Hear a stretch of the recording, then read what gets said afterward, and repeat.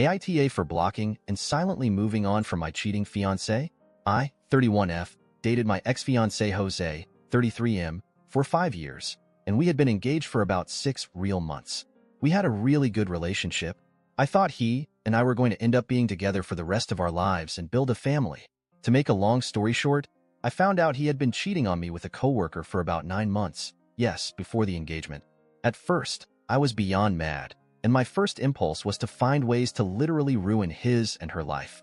But honestly, after about 16 hours of thinking and crying about it, he was on a work trip, I figured anything I did would be a waste of time. And since my goal was to start a family, I felt like I didn't really have any more time to waste on someone who obviously isn't going to be in my life in the long term or short term. So I just let go.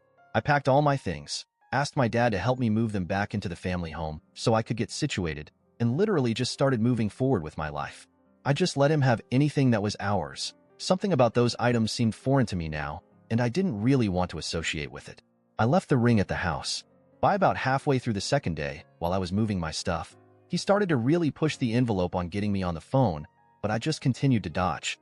I had to undo some things. There were no joint bank accounts, but some other accounts / things that we shared that I had to untangle, but our lives were pretty separate.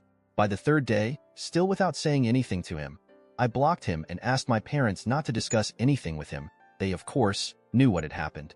I told them they were more than welcome to maintain a relationship with him if they chose. My dad loved him. But I asked them not to discuss or talk about me at all. After his week-long business trip, he showed up at the house, but I told my dad I had nothing to say to him and to please get him to go away. Now, it's been about 2 weeks, and he hasn't been back since, so I've still not talked to him, still blocked. I feel like I've really made an effort to move on with my life. I'm touring nearby apartments and hope to have my own lease signed by the end of the month. I really just felt like there wasn't anything to talk about, and I didn't feel like I owed someone who would do something like that to me anything, even a conversation. This morning, while discussing my plans, etc., my parents basically sat me down and asked me to talk over everything with him. They figure I will regret it in the future, that mistakes happen, that without his confessions, I can't be 100% sure that he cheated, etc., etc. I told them that I didn't really want to waste any more time on the situation and that, while I was being selfish, I didn't think hearing his side would help me in healing in any way. My mom and I got into a pretty heated argument. Eventually, she told me she raised a more compassionate and caring daughter than that. Why do I owe a cheater anything? AITA, edit. Sorry, forgot to mention how I found out. I'm 100% sure he is / was cheating. I was working on the downstairs computer when an email came through in Outlook. From what I knew, we had Gmail accounts.